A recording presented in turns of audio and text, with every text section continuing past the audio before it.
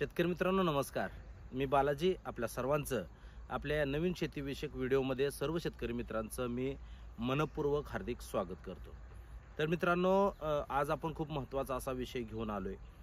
खरं तर बरेचसे शेतकरी आपण बघितले की कमेंट्समध्ये आपल्याला काय गोष्टी बघायला मिळतात. त्यानुसार हे जे बुरशीनाशकांचा वापर आहे किंवा जैविक खतांचा वापर आहे, जीवाणूंचा वापर आहे, या सगळ्याच्या बाबतीत जो गोंधळलेलापणा जो आपल्या सर्वांच्यामध्ये आहे त्याचं संपूर्ण निराकरण या व्हिडिओमध्ये करण्याचा मी प्रयत्न या ठिकाणी करणार आहे. तत्पूर्वी मित्रांनो आपण आपला हा खरबूजचा प्लॉट बघून घेऊया, जो की अतिशय अफलातून असा प्लॉट आपल्याला माझ्या पाठीमागं दिसतोय. आणि हा आपला 46 दिवसाचा, साधारण 46-47 दिवसाचा हा प्लॉट आहे. याच्या सर्वच अपडेट आपण आपल्या फेसबुक पेजवरून किंवा फेसबुक प्रोफाईलवरून आपण देतोय. खूप चांगलं सेटिंग, जोरदार असा हा प्लॉट आपला आलेला आहे. येणाऱ्या 15 दिवसामध्ये त्याचं हार्वेस्टिंग आपण करणार आहे. एकंदरीत हे आपलं खरबूज पिकामध्ये सातत्यानं काम चालू असतं आणि याच्या संदर्भातल्याच काही ट्रिक्स आपण घेऊन व्हिडिओ करत असतो. तर मित्रांनो आपल्याला ही पिकं जी आहेत ती पिकं यशस्वी करण्यासाठी एक चांगल्या पद्धतीची शेतीची प्रॅक्टिस आपली डेव्हलप करणं आपल्याला गरजेचं असतं. परंतु आपल्याला माहिती आहे की आता ही जी आपली पिढी आहे सध्याची शेतीमध्ये काम करणारी, तर या पिढीचा खूप गोंधळ आपल्याला उडालेला दिसतो. म्हणजे आपण व्यावसायिक दृष्टीनं शेतीकडे बघायला चालू केलं किंवा व्यावसायिक नगदी पिकं आपण शेतीमध्ये लावायला सुरू केली, परंतु शेती आणि पिकं यांचं जे एक रिलेशन आहे किंवा हे जे निसर्गानं निर्माण केलेलं हे जे सगळं शास्त्र आहे ते समजून घेण्यामध्ये कुठंतरी आपली पिढी किंवा आपला सगळा गोंधळ होतोय. त्याच्यातूनच शेतीचा जो ऱ्हास आहे, गेल्या अनेक हजार वर्षात जेवढा ऱ्हास झाला नाही तेवढा मोठा जो ऱ्हास आहे तो आपण सर्वांनी केलेला आहे. आपल्या पिढी एवढं शेतीचं नुकसान गेल्या हजारो पिढ्यानं कधीसुद्धा केले नाही, अशा पद्धतीची परिस्थिती आजची आहे. खूप सारी कीटकनाशकं, खूप सारी बुरशीनाशकं या सगळ्या जमिनीमध्ये, मातीमध्ये सोडण्याचं काम अविरतपणे चालू आहे आणि त्याच्यामुळंच पिकांना अडचणी येत आहेत. पिकामध्ये आपल्याला पिकांचा जो मातीचा जो सपोर्ट आहे किंवा मातीमध्ये ज्या काही विकृती निर्माण झाल्या आहेत किंवा वेगवेगळे रोग मातीतून आता अटॅक करत आहेत, तर त्याची जी कारणं आहेत ती आपल्या प्रॅक्टिसमध्ये ना की ती दुसऱ्या कुठल्या गोष्टीवर अवलंबून आहे. तर आपण ते शास्त्र समजून घेण्याचा प्रयत्न आपण करणार आहे. बऱ्याच जणांचा प्रश्न असतो की आपण बाबा आज ज्यावेळेस आपण एखादं बायोलॉजिकल बुरशी एखादी किंवा जीवाणू ज्यावेळेस आपल्या याच्यामध्ये ड्रिप वाटे देत असतो, तर त्याच्यानंतर रासायनिक हे किती दिवसानंतर दिलं पाहिजे, बुरशीनाशक किती दिवसांनी दिलं पाहिजे, वॉटर सोल्युबल किती दिवसानं दिलं पाहिजे. तर हे विषय थोडंसं समजून घ्यायला पाहिजे, कारण हे विषय हे प्रश्न ऐकले की हसावं की रडावं अशी सगळी परिस्थिती माझ्यासारख्याला तर निर्माण होते. खरं तर एवढी गडबड गोंधळ करायचा गरज नसतो. एखादी प्रॅक्टिस तुम्ही ज्यावेळेस आत्मसात करत असता त्याच्यावर तुमचा विश्वास असायला पाहिजे. आणि ही जी प्रॅक्टिस आहे ती आपली अनेक वर्षापासून चालत आलेली, विश्वासार्हता असलेली ही जी प्रॅक्टिस आहे, त्याच्यामुळं अजिबात या सगळ्या गोष्टीचा गोंधळ होऊ द्यायचा नाही मित्रांनो. आपल्याला जे काय सेंद्रिय फॉर्म्युलेशन आहे, आता सगळं आपल्याला माहिती आहे की आपण सगळं रासायनिक करून बघितलं आणि त्याच्यामुळं आपले खर्च वाढले आणि रोग पण वाढले. म्हणजे खर्च वाढले तसं आपलं मालाला दर नाही आणि इकडं उत्पादन मात्र भरोशाचं राहिलं नाही. त्याच्यामुळं ही जी जैविक शेती आहे किंवा मातीची काळजी घेऊन केलेली शेती किंवा मातीचं आरोग्य जपलेली शेती किंवा मातीचं सुपीकता जपलेली शेती जी आहे ती आपल्याला करावी लागणार आहे. आणि ती करत असताना आपण ह्या रासायनिक गोष्टीला थोडंसं टाळलं पाहिजे. मग त्याच्यात वॉटर सोल्युबलला आपण टाळलं पाहिजे किंवा आपण या रासायनिक बुरशीनाशकांचा, कीटकनाशकांचा वापर टाळला पाहिजे. आता आपण हे कसं करू शकतो सुरुवातीपासून थोडंसं मी हे एक्सप्लेन करून सांगणार आहे. सुरुवातीला मित्रांनो ज्यावेळेस आपण एखाद्या पिकाची ज्यावेळेस आपलं रान तयार करत असतो, मुळातच मित्रांनो ती आपली पहिली स्टेज असते. म्हणजे आपण ज्याला म्हणतो की आपला जर प्रायमरी शिक्षण असतं, म्हणजे आपण 4थीपर्यंतचं शिक्षण असेल, 5वीपर्यंत शिक्षण असेल, ते जर चांगलं झालं असेल, त्याच्यामध्ये बऱ्याच गोष्टी आपण शिकलो असेल, त्याच्यामधून चांगला आपला सराव झाला असेल, तर पुढचं शिक्षण आपल्याला सोपं जातं. तर एखाद्या पिकाची उभारणी करत असताना जर तुम्ही घाई गडबड नाही केली, प्रत्येक जी मेहनत आहे त्याच्यामध्ये आपण अंतर ठेवले, चांगल्या पद्धतीची सुट्टी माती झाली, त्याच्यामधले कण विलग झाले, तर दोन कणामध्ये अडकलेली जी बुरशी असते किंवा मातीच्या ढेकळामध्ये निर्माण होलेले जे त्याचे स्कोअर असतात, तर ते कमी व्हायला मदत होते आणि माती जेवढी सुट्टी होईल तेवढा बुरशीचे अटॅक किंवा बुरशीचं प्रमाण त्या मातीतलं कमी होतं. त्याच्यामुळं सुरुवातीलाच आपण ही माती जी आहे ती चांगल्या पद्धतीनं उलटापालट करून चांगल्या पद्धतीनं त्याची वावरी करणं गरजेचं असतं. ही आपली झाली पहिली स्टेज. ज्यावेळेस मित्रांनो आपण एखादं पीक लावतो, तर पीक लावल्यानंतर आपण त्याला लगेच म्हणजे काही शेतकरी तर आज लागण करतात आणि उद्यापासून एक दिवसाआडच्या आळवण्या चालू करतात. तर मित्रांनो ही खरंच खूप चुकीची प्रॅक्टिस आहे. फक्त एक आळवणी लागते पिकांना, तीही कशाची घ्यायची हे मी सांगतोय. आपण त्याच्यावर व्हिडिओ पण केला आहे सेपरेट. पण मुळात एक आळवणी केली पाहिजे, परंतु आपलं 3 आळवण्या 4 आळवण्या काय काय जण 5-5 6-6 आळवण्या करतात शिमला मिरची सारख्या पिकाला. तर ह्यानं काय होतं मित्रांनो, मुळातच आपल्या आपण जे बेड प्रिपरेशन करत असताना सगळी माती गोळा केलेली आहे खरं तर, त्याच्यावर आपण रोप लावलं आणि त्याच्या बुडामध्ये आपण आळवण्या या टाकत असतो. तर होतं काय, त्याचा नैसर्गिकपणा जो आहे, त्या माती आपण जी घेतलेली आहे त्याच्यावर रोप लावलेलं आहे, तर त्याच्यामध्ये आपल्याला हे जे केमिकल आपण सातत्यानं टाकतोय त्याच्यामुळे तिथला जो नैसर्गिकपणा आहे, जो सुरुवातीला आवश्यक आहे, म्हणजे आपल्याला माहिती आहे किती सकस अन्न असलं तरी लहान जे बाळ आहे त्याला आईचं दूधच फक्त दिलं जातं, त्याच्याशिवाय दुसरं कुठलीही गोष्ट दिली जाऊ शकत नाही किंवा ती पचन होऊ शकत नाही. तर त्याच पद्धतीनं त्या रोपाला जेवढं नैसर्गिकपणा तुम्ही निर्माण करून देताय, कारण आपल्याला माहिती आहे की हे रोप आपण नुसत्या ओलसर जागी जरी टाकलं तर ते खूप चांगल्या प्रमाणानं पद्धतीनं वाढू शकतं, एवढी ताकद निसर्गामध्ये नक्कीच आहे.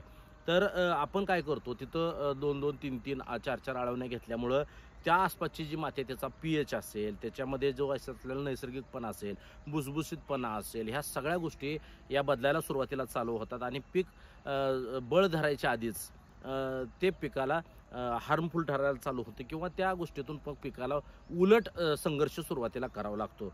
म्हणून आपण पहिली एकच आळवणी घेतली पाहिजे, त्याच्यावर जास्त आळवण्या आपण घेतल्या नाही पाहिजे. एकदा रोप सेट झालं पाहिजे, त्याच्या आधी आपण आळवण्या घेणं सुद्धा चुकीचं आहे. आधी रोपाला सेट होण्यासाठी वेळ दिला पाहिजे, त्याला व्यवस्थित पाणी आणि वातावरण कसं चांगलं राहील ह्या हिशोबातले आपण काम करणं आपलं गरजेचं आहे. आणि त्यानंतर आपण या ज्या आळवणी आहेत त्याच्यात एखादी आळवणी झायटोनिकमसारखं जे आपल्याला माहिती आहे मायक्रोरायझा, कुठलाही आपण चांगल्या पद्धतीचा मायक्रोरायझा, कारण तिथं भीती असायचं काय कारण नाही. सुरुवातीला आपण चांगली मेहनत जर केली असेल तर सुरुवातीला या गोष्टीसाठी भ्यायची गरज नाही. यामध्ये आपण बघितलं की बेनिव्याची, व्हॅल्यूम प्लेक्सीची किंवा अशा अनेक ॲक्ट्राची आळवणी कीटकनाशकाची केली जाते. ती का केली जाते खरं तर हा सुद्धा अजून संशोधनाचा विषय आहे. काही गरज नसती. सगळ्या सकिंग पेस्ट आपण वरून कंट्रोल करू शकतो. त्याच्यामुळं त्याच्यासाठी म्हणजे आपण म्हणतो, जुनी लोक म्हणायची की वादीसाठी हाल्या कापायचा, तर अशा पद्धतीची ती प्रॅक्टिस आहे. म्हणजे खूप चुकीची प्रॅक्टिस आहे. म्हणजे सकिंग पेस्ट कंट्रोल करण्यासाठी मातीचं आरोग्य धोक्यात आणणं हे कधीही योग्य ठरत नाही आणि मग त्याचे परिणाम पुढे जाऊन ते प्लॉट विल्टिंगकडे जातात. हे बरंच काही घडतं पुढे जाऊन. तर मित्रांनो आपल्याला ते टाळलं पाहिजे. कुठलंही कीटकनाशक आपण जमिनीत द्यायचं काय कारण नाही. सुरुवातीच्या टप्प्यामध्ये बुरशीनाशक रासायनिकसुद्धा कुठलंही द्यायचं काय कारण नाही. आणि याच्यानंतर म्हणजे ज्यावेळेस आपण ह्याच्यानंतर दुसऱ्या स्टेजला जातो, तर आपल्याला ज्यावेळेस 40-45 दिवस एखाद्या प्लॉटला होतात, खरं तर 15 दिवसाला एक बुरशीनाशक सोडण्याचा प्रघात हल्ली शेतकऱ्यामध्ये बळावला आहे. तर आपण हा प्लॉट बघतोय, तर याच्यामध्ये आपण ना बुरशीनाशक जैविक सोडले, ना आपण रासायनिक सोडले, कुठल्याही पद्धतीचं बुरशीनाशक आपण आजपर्यंत तरी 45 दिवसानंतर सोडलेलं नाही. म्हणजे हे आपण का करतोय, कारण हा नैसर्गिकपणा जो आहे, हा मातीमधला जो आपला बॅक्टेरियल काउंट जो आहे सुरुवातीपासून जपलेला, तर तो खराब होता कामा नये म्हणून आपल्याला अशा पद्धतीनं काम करावं लागतं. आता यामध्ये आपण जरी ह्याच्यामध्ये जर आपण वेगवेगळ्या जैविक बुरशीनाशकांचा वापर केला तर अतिशय सुंदर रिझल्ट त्याचे पण येऊ शकतात.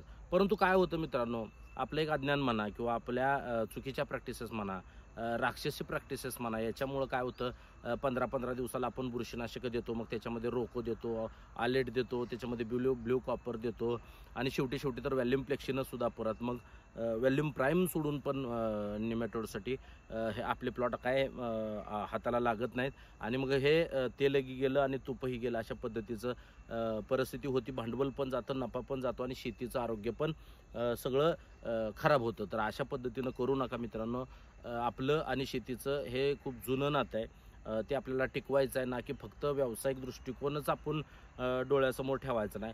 मार्केटमध्ये बसलेली लोकं खूप हुशार आहेत. त्यांनी आपल्या डोक्यात हा कन्सेप्ट टाकला की तुम्हाला बाबा व्यावसायिक दृष्टीनंच करायचं आहे. काय ना, व्यावसायिक दृष्टी पूर्वीसुद्धा होती. आपली सगळी लोकं शेतीवरच अवलंबून होती. त्यावेळेससुद्धा शेतीतूनच आपलं अर्थकारण चालत होतं ना, आजही त्याच्यातूनच चालतंय. त्यामुळे फारसं काय करायची गरज नाही. फक्त आपल्याला हे जे आपला ह्याच्यामध्ये जर तुम्ही कलिंगड करत असाल, खरबूज करत असाल, इतर भाजीपाला पिकं करत असाल, तर ह्याच्यामध्ये तुम्ही सुडो असेल, ट्रायको असेल, बॅसिलस असेल, याच्या पद्धतीच्या अजून काय आपल्याला बुरशी जैविक बुरशी मिळतात. मायक्रोरायझासारख्या जैविक बुरशी असतील किंवा जीवाणू बॅक्टेरिया असतील, याचा तुम्ही चांगल्या पद्धतीनं वापर करू शकता. हे करत असताना कमीत कमी म्हणजे आता खरं तर सोडूच नका म्हणायला पाहिजे. आत्ताची वॉटर सोल्युबल खतं ही पूर्णपणानं खोटी आहेत. त्याच्यामध्ये त्याची ग्रेड तेवढ्या प्रमाणात येत नाहीत. त्याच्या किमती आपल्या आवाक्याच्या बाहेर गेलेल्या आहेत. त्यामुळं त्याच्या फारसं नादी लागू नका. याच्यामध्ये आपला सेंद्रिय कर्ब म्हणजे या सगळ्या जीवाणू जरी तुम्ही सोडले, ह्या सगळ्या ज्या बुरशी आहेत जैविक, त्या जरी सोडल्या तरी त्या या मातीमध्ये जगण्यासाठी, या मातीतला जो आपला सुपीकता आहे, या मातीमध्ये असणारा जो सेंद्रिय कर्ब आहे, तो चांगला असल्याशिवाय या मातीमध्ये ते जीवाणू चांगल्या पद्धतीनं वाढू शकत नाहीत, मल्टिपल होऊ शकत नाहीत. त्याच्यामुळं मातीचंच आरोग्य आपल्याला सांभाळणं ही पहिली प्रायोरिटी असली पाहिजे. त्याच्यानंतर जर तुम्ही ह्या सगळ्या जैविक ह्याचा वापर केला तर पुढं जाऊन तुम्हाला कधीही जैविक असेल किंवा रासायनिक असेल, बुरशीनाशकं सोडावीच लागत नाहीत. परंतु आपल्यातला संयम असेल किंवा आपल्यातलं आपलं ज्ञान असेल, याच्यामुळं खरं तर ह्या प्रॅक्टिसेस सगळ्या उलटसुलट होतात आणि त्याच्यामुळं मग हे पिकंसुद्धा आपल्या हातची जातात. तर निश्चितपणानं असा गोंधळ होऊ देऊ नका. म्हणजे आज जर तुम्ही जैविक प्रॅक्टिस करत असाल आणि त्याच्यातनं जर तुम्ही मायक्रोरायझा दिला असेल किंवा तुम्ही सुडो ट्रायकोसारखी बॅसिलससारखी जर जीवाणू सोडत असाल मल्टिपल करून, गुळात ताकात वगैरे भिजू घालून जर ती तुम्ही सोडत असाल, तर निश्चितपणानं त्याला वेळ द्या, गडबड करू नका. त्याच्यानंतर लगेच तुम्ही लिक्विड खतं सोडू नका. कारण तुम्ही सल्फेट खतं दिलेली आहेत, सेंद्रिय डोस दिलेले आहेत. त्याच्यामुळं मनातून एक काढून टाका की तुम्ही डोस दिल्यानंतरच तुमचं पीक वाढणार आहे, अशातला कुठला भाग नाही आहे. तर तुम्ही दिलेलं जे सगळं अवेलेबल आहे ते अपटेक करण्यासाठी, ते पिकाला उपलब्ध करून देण्यासाठी या सगळ्या बॅक्टेरियांची खूप मोठ्या प्रमाणावर गरज असते. त्याचं सेंद्रिय फॉर्म्युलेशन होणं गरजेचं असतं. पाणी तुम्हाला चांगल्या पद्धतीनं देणं गरजेचं असतं. ज्या जमिनीमध्ये जैविक बुरशीनाशकं बॅक्टेरिया कमी असतात, जैविक बुरशी कमी असते आणि त्या मातीमध्ये जर थोडं पाणी जास्त झालं तर हे सगळे प्रश्न मग अवघड होऊन बसतात, बुरशी वाढती आणि त्याच्यामुळं मग पिकं जातात. याच्या उलट आहे, ज्या शेतीमध्ये, ज्या मातीमध्ये तुम्ही पाणी जास्त दिल्यानंतर तुमच्या पिकाला त्रास न होता तुमच्या बॅक्टेरिया वाढत जातात, तर ती जमीन ही सुपीक असते. त्याच्यामध्ये जीवाणूंची संख्या ही खूप मोठ्या प्रमाणावर वाढलेली असते, असा त्याचा अर्थ आहे. आमच्या शेतामध्ये तुम्ही कधीही आला तर आपल्या शेतामध्ये तुम्हाला कधीही भरपूर प्रमाणात पाणी दिलेलं दिसेल. एवढं की तुम्हाला मल्चिंगच्या खालीसुद्धा पाणी बघायला मिळेल. तर त्याचं कारण असं आहे की या जमिनीमध्ये मुळातच खूप मोठ्या प्रमाणावर त्याचा काउंट वाढवला गेलेला आहे. गेल्या 2-3 वर्षापासून तर खूप चांगलं काम आपण या संदर्भात केलेलं आहे. सातत्यानं आपण भाजीपाला पिकं करत असल्यामुळे सातत्यानं सेंद्रिय खताचे डोस पडतात. त्याच्यामध्ये लेंडी पावडर आहे. लेंडी पावडरचा खूप मोठा आपला वापर आपण करतो. त्याच्यामध्ये शेणखताचा वापर सुद्धा महत्त्वाचा आहे. आणि मग हे वापर जे झालेले आहेत त्याच्यामुळं जे काउंट आहे तो खूप मोठा वाढलेला आहे आणि त्याच्यामुळं पाणी जरी वाढवलं तरी त्याचे रिझल्ट चांगलेच येतात. पण विल्टिंग होत नाही किंवा इतर काही गोष्टी होत नाहीत. आपण सर्वजण सातत्याने भेट देतच आहात प्लॉटला. त्यामुळं हा जो हे बघून जर तुम्ही पाणी वाढवलं तर निश्चितपणानं जमिनीत त्या प्रमाणात काउंट नसल्यामुळं किंवा त्याची संख्या नसल्यामुळं जीवाणूंची, बॅक्टेरियांची, तो नक्की प्लॉटला अडचण येऊ शकते. पण आम्हाला तशी अडचण येत नाही. याचंच कारण असं आहे की आपण सेंद्रिय कर्ब वाढवला. त्याच्यामुळं जीवाणूची संख्या जी आहे ती ऑटोमॅटिकली, म्हणजे तुम्ही सोडा अगर न सोडा, हे सगळं निसर्ग निर्मित असतं. आपल्याला माहिती आहे की हे सगळं चक्र चाललेलं आहे. हे सगळी निर्मिती जी असते आपल्या शेतामध्ये, आपल्याला अनेक वेळा ते केचवे दिसतात किंवा एखाद्या ठिकाणी शेण पडलं तर मातीच्या संपर्कात आल्यानंतर त्याच्यात आपल्याला अनेक असंख्य जीवाणू लगेच दुसऱ्या दिवशी तयार झालेले दिसतात. तर ही एक नॅचरल प्रोसेस आहे, ती आपण केलीच पाहिजे किंवा आपल्या मार्फतच ती घडली पाहिजे. असा अट्टास ठेवू नका. या सगळ्या गोष्टीवर काम करा. कीटकनाशकं, बुरशीनाशकं जमिनीमध्ये सोडायची बंद करा. एखादं पीक तुम्हाला त्रास होईल, पण दुसऱ्या पिकानंतर मात्र तुम्हाला नक्कीच त्याचे खूप चांगले रिझल्ट मिळतील. येणाऱ्या पिढीला सुद्धा जे काय चांगलं अन्नधान्य आपल्याला पिकवायचं आहे त्याच्यामध्ये सुद्धा ही प्रॅक्टिस महत्त्वाची ठरणार आहे. कारण हे अलीकडच्या काळामध्ये आपण खूप सारं ह्याचं विद्रुपीकरण करतोय मातीचं, त्याच्यातून अनेक रोग पण आपल्याला सगळ्यांना नवीन पिढीला खूप लवकर होत आहेत. तर त्याच्यामुळं ही प्रॅक्टिस समजून घेतली पाहिजे, ह्याच्यावर विश्वास ठेवला पाहिजे. हे थोतांड नाही, ही चालत आलेली प्रॅक्टिस आहे आपली. उलट रासायनिक सोडून कधीही विल्टिंग थांबत नाही, कधीही रोग थांबत नाहीत, हे आपला सगळ्यांचाच अनुभव आहे. कुणीही ते तुम्हाला लिखित देणार नाही किंवा ते कुणी गॅरंटी देणार नाही. फक्त सोडा म्हणून सांगणारा सगळा वर्ग आहे. त्याच्यामध्ये रिझल्ट येईल न येईल याच्याबद्दल कुणी तुम्हाला शाश्वती देऊ शकत नाही. म्हणून जुनं ते सोनं या एकाच ह्याच्याला बांधील राहायचं आणि हे आपलं सोनं आहे आणि याला जपायचं आहे. आपली माती म्हणजे आपलं सोनं आहे आणि या सोन्याला आपल्याला जपायचं आहे, ते वाढवायचं आहे. या हिशोबानं आपण शेती करूया. पिकं खूप चांगली येतात.